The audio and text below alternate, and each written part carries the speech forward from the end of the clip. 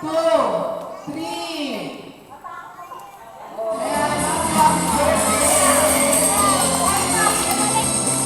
Ikaw ba may regalo si best friend Jollibee kay Ate Ashley?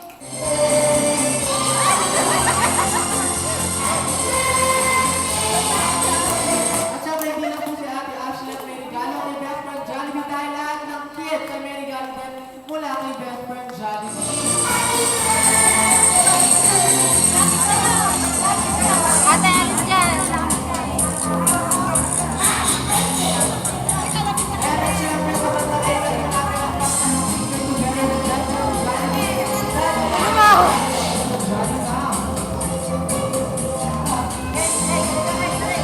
Ay, dumaan na naman.